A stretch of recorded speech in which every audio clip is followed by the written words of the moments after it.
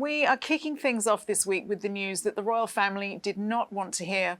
Prince Andrew will face a trial to determine a civil case in the US brought by Virginia Roberts, who claims the prince sexually abused her. He denies the claims. The Daily Mail's Stephen Wright, who was in the US following the case, has shared his thoughts. Prince Andrew suffered a devastating blow in a New York courtroom. The judge there has rejected his claim that Virginia Roberts' lawsuit against him should be thrown out on a legal technicality. In so many words, that in 2009, Virginia Roberts, now known as Virginia Giuffre, had signed a waiver not to sue any other defendants in the Epstein case when she reached a $500,000 deal for compensation with him. The judge in New York has rejected that, and the case at present is proceeding to trial. The next steps are that each side will be able to ask each other questions, depose witnesses, get documents in advance of the trial. Virginia Roberts' legal team will be looking for, particularly, is flight logs, which show who were on the planes with her at the various locations where she said she was forced to have sex with Prince Andrew. She said she was forced to have sex with him in London, New York, and St. James, the Caribbean island privately owned by Epstein. I am certain that her legal team will want to get access as well to the records, the work records of Prince Andrew's Scotland Yard protection team. He had at least one officer with him at any one time as he travelled overseas. I know there are two actually with him in New York in April 2001 when the alleged second sex session happened. So that's key for them as well in building a picture of who knew what, because Prince Andrew claims he can't remember even meeting Virginia Roberts in London at Ghislaine Maxwell's house. He claims even though there's a picture there to jog his memory, he can't remember that. But Scotland Yard records should show his movements that night because he had a protection officer with him. The issue is whether there will be a settlement. I'm going to stick my neck out here and say I think there will be a settlement. This will not get to court in New York. That is my firm prediction. I cannot imagine Prince Andrew flying into New York, turning up at a courthouse in his favourite Bentley from the British Consul General's house. I do not expect that at all. There will be a settlement. There'll be a lot of bluster. There will be a lot of poker being played in the coming months. I expect that at the end of the day, I just cannot see any circumstance where the evidence in this case will be heard in public.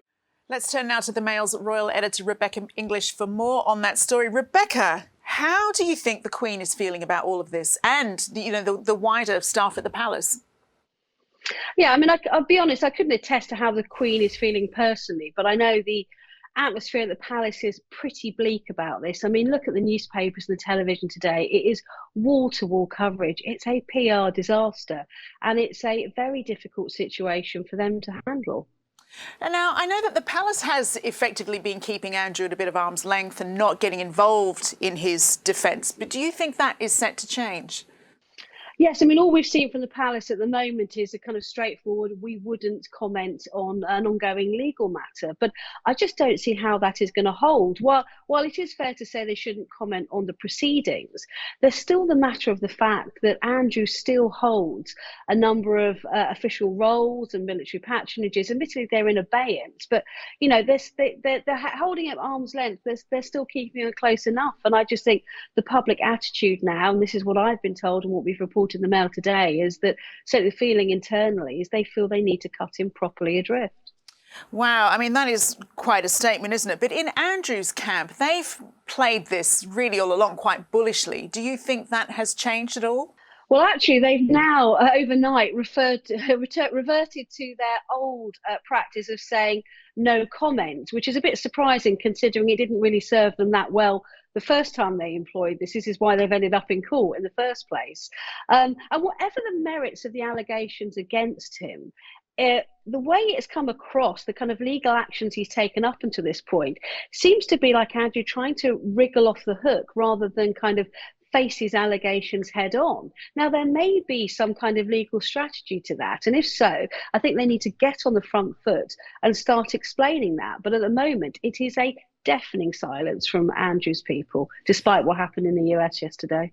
And what can you tell us about how this kind of civil court case in America would work? Are we actually looking at the possibility of seeing a member of the royal British family being grilled on video by lawyers?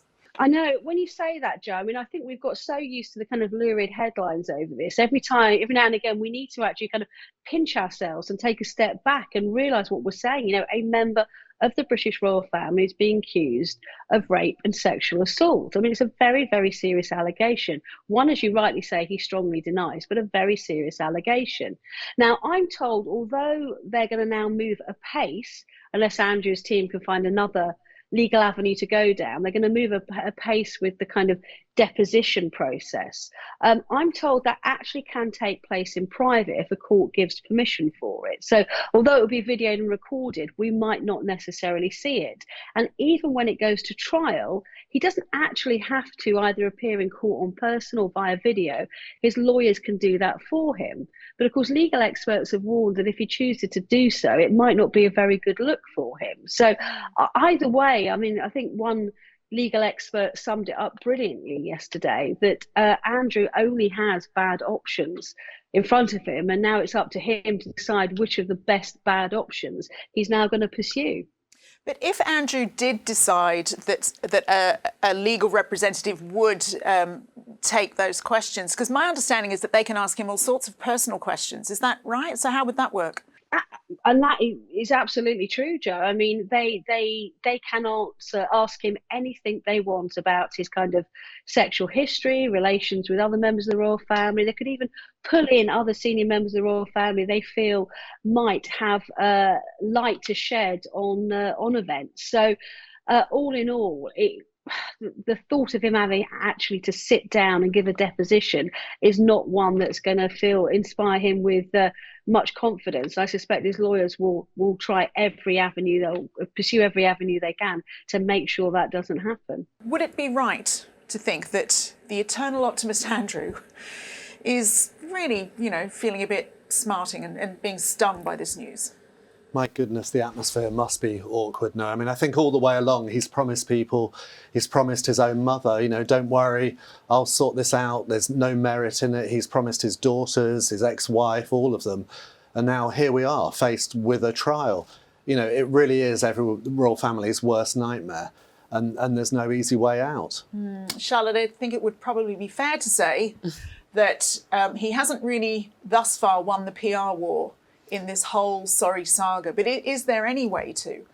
I don't know. The problem with Andrew is that he's a walking PR disaster. Dating back to Emily Maitlis, which was now 2 years ago, every single step from that moment. Well, even dating back to Air Miles Andy. Yeah, I mean, the moment he was born, he just was a disaster. And it's because of this pomposity and brashness and overconfidence that everything will be okay. And unfortunately, that has now finally come to an end. Sure. I mean, as we must keep stressing, Prince Andrew has denied all of these allegations. But Richard, today in a piece by Richard Cayley in the Daily Mail, he says that, while he's protested his innocence, that, whispers in the palace are, why hasn't he managed to convince the world of this? Well, I think it's extremely hard, isn't it? I mean, as Richard's pointed out, he has no good options. And I think now, frankly, this has to be taken out of Prince Andrew's hands. He's been allowed far too much autonomy to deal with this. And I think that the Queen, the royal family, the whole household need to get a grip so this doesn't completely overshadow the Platinum Jubilee year. I mean, how they do this, I think the only way is that he has to be stripped of everything immediately. They need to announce almost immediately that he will have no royal role again, that he will not use his titles, that he will step back from his army honorary roles, and that at least they need to put that clear blue water between the royal family and Prince Andrew immediately, I think. It's so interesting, Richard mentioning the Jubilee there. This thing has so many potential tentacles, and it must be terrifying, the palace, to think that there will be other senior royals brought in to testify in this. I mean, could we see Princesses Eugenie and Beatrice being dragged into this? Yeah, apparently so. And the thing is about Beatrice is she's being dragged in because it was her that went to a 12-year-old's birthday party in Pizza Express. So she's going to be dragged in to talk about the fact that she went to a 12-year-old's birthday party when she herself was 12. I mean, I wonder if even that 12-year-old birthday girl remembers. Yeah, I mean, who would remember a 12-year-old's Yeah. party? And she's got a vaguely clear slate, Princess Beatrice. I mean, sometimes we tease her for her fashion choices, but she's basically a good working... Well, she's not quite a working member of the royal family, but the Queen really is very fond of her.